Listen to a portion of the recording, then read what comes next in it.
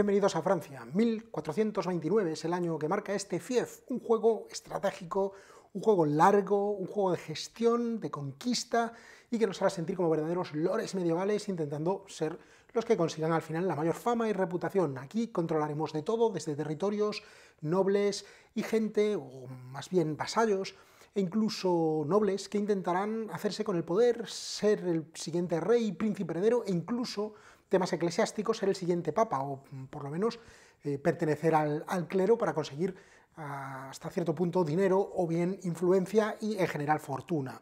Se jugará durante un número de rondas indeterminado hasta que algún jugador consiga ganar la partida.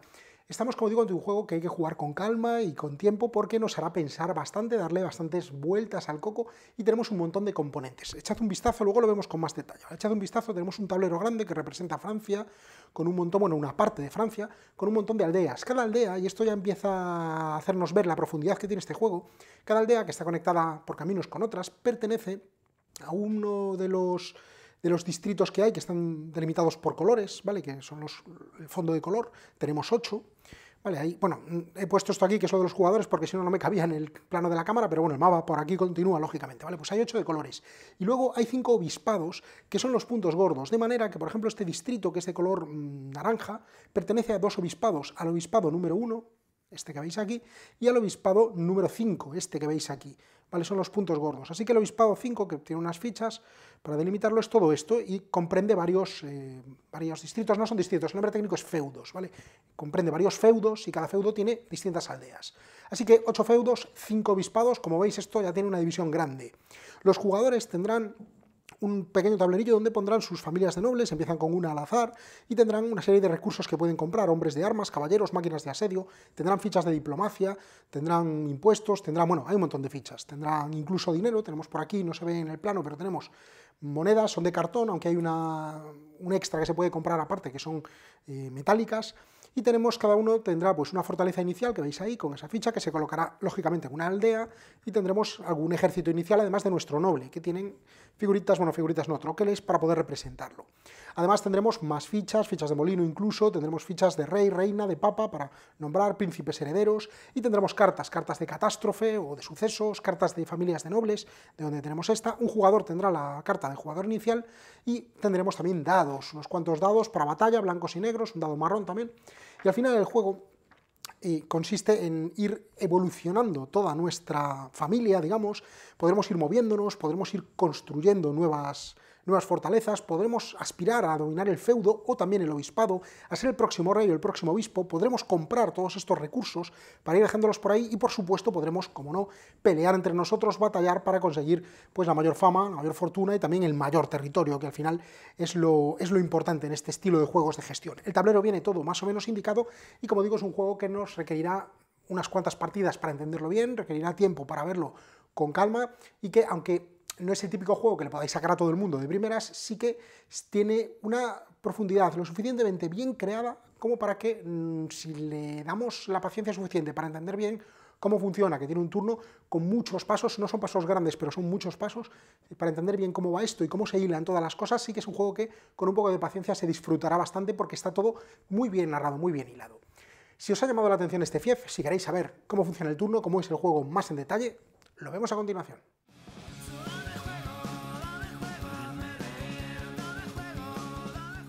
La verdad es que FIEF es un juego complejo, no puedo explicaros a fondo todo porque es algo que hay que experimentar jugándolo, ¿vale?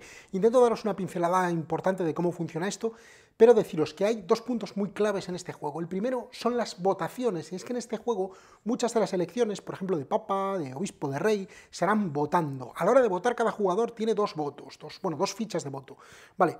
Una es blanca, que es voto positivo, y otra es negra, que es voto negativo, ¿vale? Y un reverso igual para no, bueno, que no se rebelen. Entonces, cuando hay que realizar una elección, se ponen a los candidatos y colocamos nuestra ficha de positivo y o de negativo sobre el candidato que queramos, ¿vale? El voto positivo implica que le damos todos nuestros votos a favor a ese candidato. Y digo todos porque habrá votos según las aldeas que controlemos, o, sí, bueno, las aldeas tanto en feudos como en obispados. El voto negativo no vale para nada, solo es para despistar, es decir, es como para decir voy a votar que sí, pero luego resulta que es un no. ¿Vale? Esto es algo que a priori puede sonar raro, pero se entiende cuando se juega, porque A veces sí que nos interesa que piensen que vamos a votar, aunque al momento revelaremos que no, pero es un juego donde importa mucho las artimañas, las alianzas y demás. Además de estas elecciones, ahora os cuento cuándo se elige y cómo y quién se elige. Por cierto, decir que hay una tablilla de resumen muy interesante que nos explica, fijaos, todas las elecciones y qué reglas tienen, ¿vale? Porque para elegir obispo, cardenal, papa, rey, etc., hay una serie de candidatos que tienen que tener unos requisitos. Por ejemplo, tiene que ser un lord con o sin título, pero no puede estar casado, no puede ser obispo, no puede ser rey. Cuando digo un lord, tiene que ser varón, vaya. No puede ser cautivo, no puede ser excomulgado. Para ser cardenal hay que ser obispo, etc. Para ser papa hay que ser obispo o cardenal, no excomulgado. Para ser rey tiene que ser un lord. Para ser reina tiene que ser una lady, ¿vale? Tiene que ser femenino. Y bueno, hay una serie de condiciones. Luego los votos también dependen, porque puede haber votación con condición de mayoría simple, mayoría absoluta, aquí viene explicado un poco cómo va, y también qué privilegios nos proporcionan esos títulos. Como veis, no es algo sencillo del todo. Una vez que lo vamos manejando, lo vamos jugando, veréis que todo más o menos va rodado, ¿vale? Pero sí que es importante tener esta lámina cerca al principio para entender bien todas las votaciones. Por el otro lado tenemos el resumen de turno, que también es importante. Vale, pues eso en cuanto a las votaciones. Además decir que este juego también tiene muchísima diplomacia, muchísima negociación. Podemos hablar entre nosotros, hacernos ofertas, tratos, que no tienen por qué ser vinculantes, sabremos cuándo hacemos alianzas y cuándo las rompemos. Y es más, tenemos incluso una opción de matrimonio. Podemos unirnos a otra familia para asociarnos con ella y de esta manera, y eso se hace con un matrimonio, casando un lord con una lady. Además el manual nos explica que tiene que ser así, un lord soltero y que no sea eclesiástico con una lady soltera. Y de esta manera intercambiamos el anillo. Nosotros le damos este anillo a otro jugador, por ejemplo al azul, y el azul nos da su anillo y lo ponemos sobre el lord o lady que tengamos que se ha casado. Vale, eso hace que tengamos aliados y así podemos forjar una alianza, porque el juego se puede ganar individualmente consiguiendo 3 puntos de victoria o en alianza consiguiendo 4 puntos de victoria, y la alianza, como digo, es con el matrimonio. Por supuesto, aquí esto es como la vida misma, los lords y las ladies se pueden morir o podemos matarlos en batalla y entonces pues puede haber viudas o viudos, puede haber, por ejemplo, si un lord se casa y es nombrado rey, ¿vale? Automáticamente su esposa es nombrada reina, luego se puede nombrar un príncipe heredero. Si se muere el rey, pues la reina queda como reina regente. Si se muere la reina, el rey luego se puede volver a casar y entonces automáticamente su nueva mujer será la reina. Al revés, no, si es la reina la que queda como reina regente y se vuelve a casar, su nuevo marido no será rey, habrá que votarlo, ¿vale? Como veis, es complejo en cuanto a una serie de condiciones, pero muy, muy reales, digamos, de la época de la Edad Media.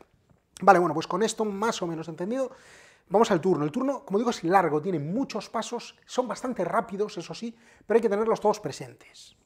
El primero de los turnos, por cierto, el tablero nos lo indica aquí, ¿vale? Aquí vienen todos los turnos marcados y, bueno, la ficha de la carta de jugador inicial, que irá rotando durante toda la partida, también nos lo indica, para tenerlo cerca, ¿vale? Que lo sepáis. El primero, que es este grande de aquí, es la fase 1, como esto va en 7 fases, y cada fase tiene distintas subacciones. Bueno, pues la primera fase es la fase de se hace saber. Y simplemente es, primero se declaran los matrimonios, empezando por el jugador inicial, podemos negociar como queramos y casarnos, tener aliados, ¿vale? Ojo que cuando hacemos un matrimonio, una alianza, no podemos atacar a nuestro aliado. Ya podremos buscarnos la vida, hacer tratos con otros para que se lo carguen o como queramos, pero una vez que estamos aliados, en principio es nuestro aliado y no podemos atacarlo, ¿vale?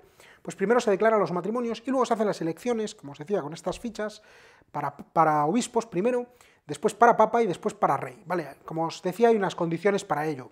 Cuando se hace la elección para obispos, se van determinando a los obispos que queramos, digamos, en nuestra zona, y luego algunos obispos pueden presentarse a cardenales. Hay 3 cardenales a elección, ¿vale? Cuando uno se convierte en cardenal se le coloca esta ficha para indicar que es cardenal y tenerlo presente, tiene unas ventajas por ser cardenal, y hay una 4ª ficha de cardenal que se compra, luego hablamos de ella, ¿vale? Así que se elige primero a los obispos, y después se elige a los cardenales en la medida de lo posible. Después hay una elección de papa. Si no hay papa, si tenemos por lo menos 2 cardenales y un tercer obispo que quiere presentarse, se pueden presentar y se elige al papa, ¿vale? Si alguien es nombrado papa, pues se coloca el papa, digamos.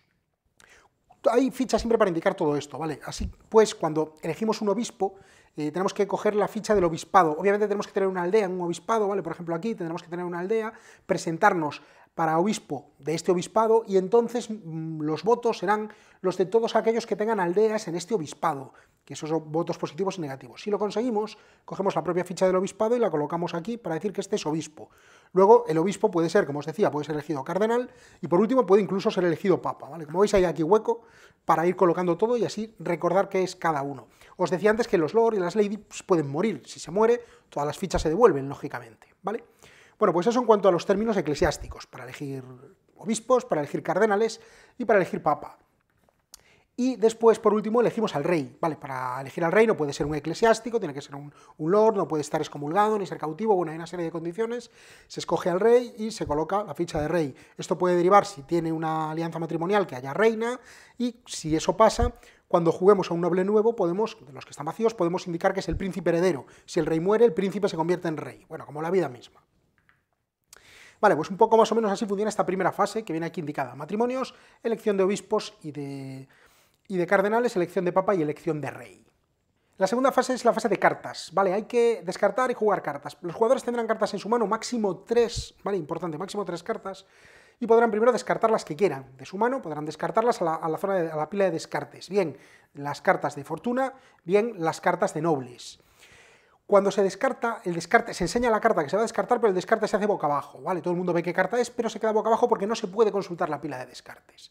Y después se robarán cartas. En este turno es una fase en la que no se pueden jugar cartas con el rayo.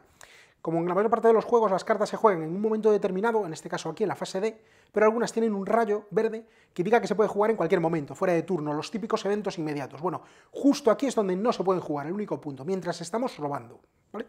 Por eso este rayo tachado. Bueno, pues entonces los jugadores robarán o bien una carta de noble y una carta de fortuna, una de cada, o bien 2 cartas de fortuna. En este mazo hay cartas de fortuna que son con el dorso gris, que son buenas, podremos jugarlas, veis aquí el rayo inmediato, las podemos robar, como máximo digo 3 cartas en total en la mano, pues podemos robarlas y jugar. Pero hay cartas negras que son de desastres. Cuando tenemos que robar una carta negra, vale, si vamos robando y la siguiente carta que queda es de dorso negro, es un desastre. A la hora de robarlo es obligatorio robarlo, pero no nos lo quedamos, se pone aquí boca abajo. Vale, y ahora podemos seguir robando, si queremos, hasta 2 cartas, como digo. Según van apareciendo desastres, pues los jugadores podrán robar y podrán ir colocando esos desastres aquí. Si se llenan los 3 desastres, las siguientes cartas negras se ignoran, se descartan, ¿vale?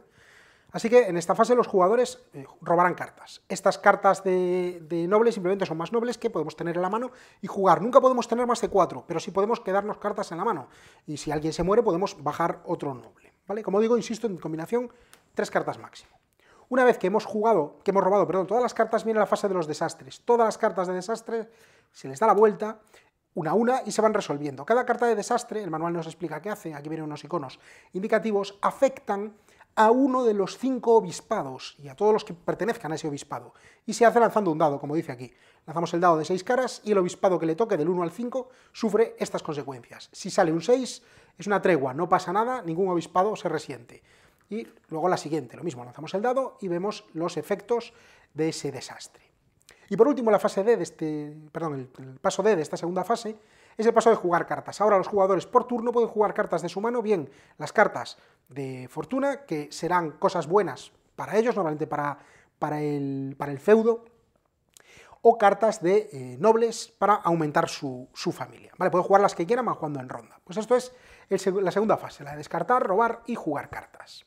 Tenemos después una fase de ingresos, la fase 3. Los ingresos son por cada aldea, digamos, por cada ciudad que controlemos, cada aldea que controlemos, ¿vale? Que tenemos una fortaleza en ella, podemos recibir un escudo, una moneda de la reserva. Luego veremos que podemos construir molinos. Cada molino de estos que tengamos en distintas aldeas nos proporcionarán 2 escudos. Y luego hay más escudos por bonificaciones de cartas de fortuna, como la de buena cosecha, que nos da más escudos, o los nobles también reciben escudos. La reina recibe escudos siempre es dinero, ¿vale? Por su título, y bueno, hay una serie de ingresos. También incluso los jugadores pueden pedir impuestos con estas fichas, con algunas cartas de fortuna que le permite pedir impuestos a alguna aldea, entonces recibirán impuestos, e incluso el clero tiene una especie de tributo, digamos, ¿vale?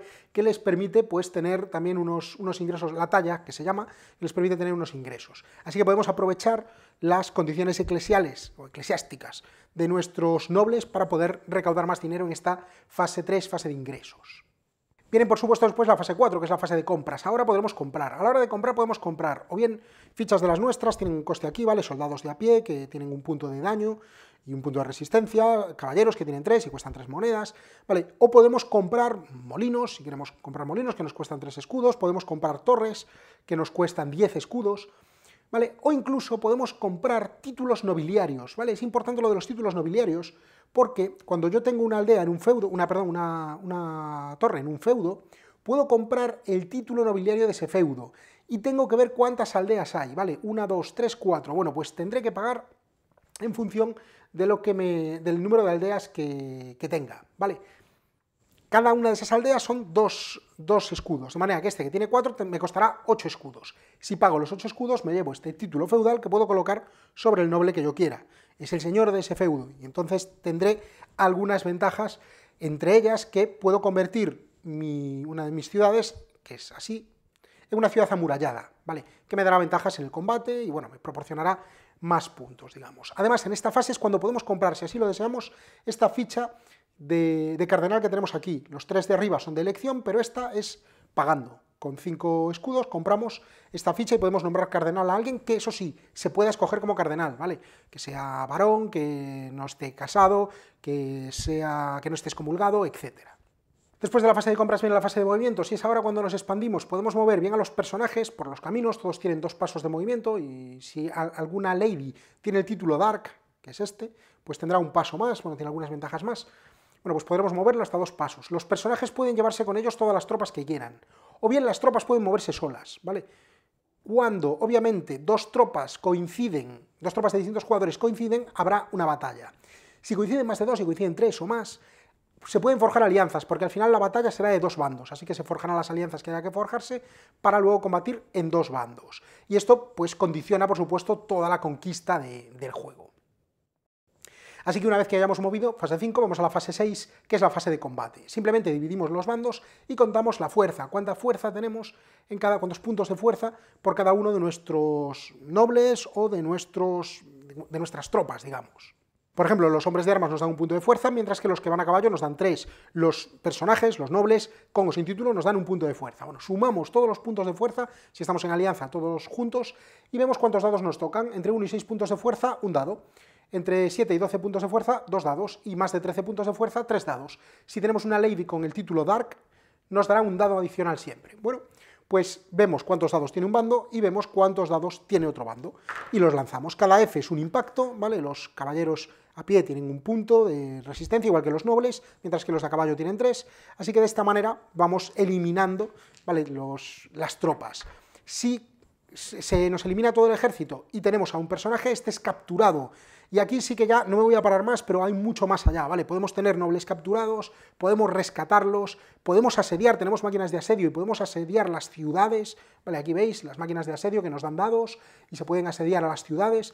Esto es bastante más profundo, la parte del combate, es un combate que va mucho más allá que esto, ¿vale? No me voy a parar porque si no esto sería eterno, pero sí que sepáis que no es un simple tiradados el combate en sí, sino que nos da pie a pensar y también puede durar varias rondas.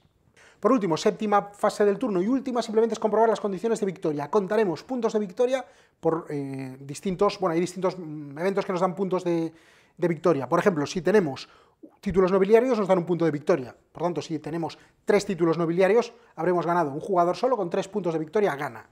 Vale, lógicamente ser el rey o ser el papa también nos da puntos de victoria. Todo viene marcado con estos simbolitos. Si tenemos una alianza, como os decía al principio, podremos ganar entre los aliados, entre los 2 aliados, que es con matrimonio siempre, con 4 puntos de victoria. Necesitamos un punto más para ganar por alianzas. Así que al final, antes de empezar una nueva ronda entera, comprobamos si alguien ha cumplido las condiciones de victoria. Si eso pasa, se acaba la partida y ese jugador o esos jugadores y esa alianza ganan. Vale, pues esto es FIEF. Como veis, tiene muchísimo. Y si queréis más, tenemos estas fichas, una regla opcional, que son como fichas sagradas o reliquias sagradas, que se colocarán al azar, boca abajo se barajarán y se colocarán en determinadas ciudades. los nobles que sean eclesiásticos pueden coger esas reliquias y dominan ese feudo, esa ciudad, perdón, esa aldea, y entonces podrán comerciar con ellos o bien quedárselos porque dará determinadas ventajas importantes para el juego, determinadas habilidades. Como veis, todo muy detallado, tanto en el mapa, secciones para todo y para el propio jugador. Tenemos, bueno, algunas cosas que no os he mencionado, fichas de diplomacia, si queremos hacer algo diplomático, tenemos monedas y tenemos algunas fichas como la de noble capturado, el asesino o excomulgado, porque podemos tener excomuniones, y un noble excomulgado, por ejemplo, no puede presentarse a un título nobiliario, por ejemplo, un título eclesiástico. Y como veis, hueco para todas las cartas. Si empezamos una nueva ronda, si el juego nos acaba, empezamos de nuevo, pasamos la carta de jugador inicial, descartamos todas estas, que ya no hacen falta, y nuevamente empezamos desde el principio, y esto no tiene fin hasta que, no tiene un número de rondas delimitado, quiero decir, sino que hasta que uno de los jugadores o una alianza consiga ganar en la fase 7.